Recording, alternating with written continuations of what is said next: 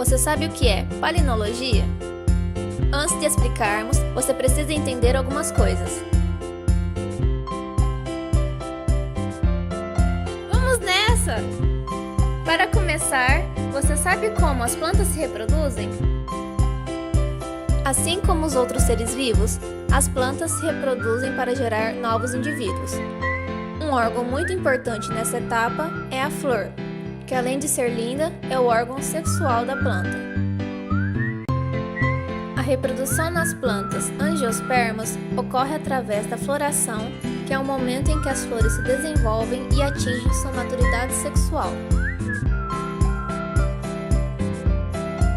A floração é muito importante para a sobrevivência de muitas plantas, pois ela é essencial para a produção de frutos e sementes. Para que ocorra a floração, a planta recebe estímulos de fatores externos e internos. Os fatores externos são fatores ambientais, como por exemplo, a capacidade das plantas de perceber o comprimento dos dias e das noites e a temperatura. O homem consegue manipular esses fatores ambientais em estufa, como por exemplo, no caso das flores de Natal, fazendo com que essa planta floresça fora do seu período natural. Já os fatores internos estão ligados ao metabolismo da planta, como por exemplo, alguns hormônios e fatores genéticos. Esses hormônios chamados florígenos ainda são pouco conhecidos, por isso, os cientistas continuam com pesquisas em busca de novas descobertas. Os fatores genéticos estão ligados aos genes. Os genes são pequenas partes do material genético, o DNA. Esses genes produzem algumas proteínas que são responsáveis por levar mensagens para a planta para que ela comece a florir. Todo esse processo é feito da seguinte forma. Primeiro, ocorre a transcrição. Nela, a fita de DNA é separada pela helicase. A enzima RNA polimerase se liga ao promotor de uma fita, a molde, e então começa a produzir RNA, que nada mais é que uma fita simples com nucleotídeos com bases nitrogenadas complementares à fita do DNA.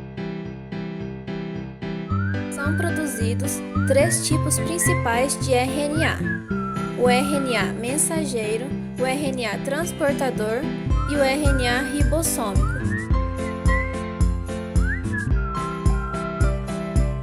Essa etapa ocorre dentro do núcleo da célula. A outra etapa ocorre no citoplasma da célula e é chamada de tradução.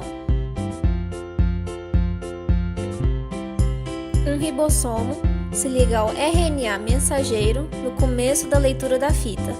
Então, o RNA transportador se liga ao ribossomo.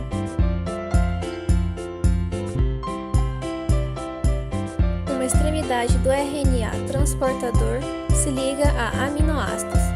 A outra extremidade, um trio de bases chamada anticódon, se liga a uma região complementar do RNA mensageiro, chamada códon.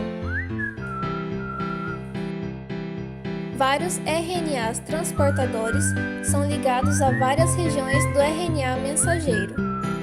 Assim, os aminoácidos que estão na extremidade se ligam uns aos outros por ligação peptídica, formando as proteínas que serão responsáveis por levar mensagens para a planta. Mas afinal, como as angiospermas se reproduzem? Elas produzem células chamadas pólen, esse que a abelha usa para fazer o mel. Esse pólen é produzido na antera, parte masculina da flor, que com a ajuda do vento, alguns animais, ou até mesmo por ação do homem, será transportado até o estigma, que é a parte feminina da flor. Ao chegar lá, o pólen fecundará o óvulo da flor, que virará a semente que ficará contida no fruto. Cada espécie de planta que produz flor possui pólen diferente um dos outros. Por isso, o pólen de uma laranjeira não fecunda o óvulo de uma mangueira. É como se elas conseguissem reconhecer o seu par. Claro que há algumas exceções, mas isso é outra história. Falando em pólen, você se lembra da pergunta que fizemos no começo desse vídeo? O que é palinologia? Bom, chegou o momento de respondermos essa pergunta. A palinologia é exatamente o estudo dos grãos de pólen, incluindo os fósseis dos mesmos. Com o auxílio de um microscópio de varredura, é possível observar o tamanho, forma e estrutura presente no pólen. Esse estudo possui grande importância para a identificação e classificação de uma planta. A palinologia é utilizada em diversas áreas de estudo, como botânica, biologia molecular e paleontologia. Através dos estudos realizados na palinologia, é possível obter mais informações sobre a evolução das plantas e a sua organização. Dessa forma, podemos compreender melhor as relações existentes entre as plantas ancestrais e as plantas atuais. Em paleoecologia, ciência que busca reconstruir ecossistemas já extintos, a palinologia contribui dando informações da vegetação da época, facilitando compreensão das mudanças climáticas que o planeta sofreu ao longo dos anos. As camadas de rocha que contêm fósseis de pólen são analisadas e assim é possível comparar com os pólens de plantas atuais. Tais estudos da vegetação e suas mudanças ocasionadas por modificações ambientais são de extrema importância para se entender os mecanismos de manutenção da biodiversidade, fornecendo mais dados para a conservação dos ecossistemas atuais.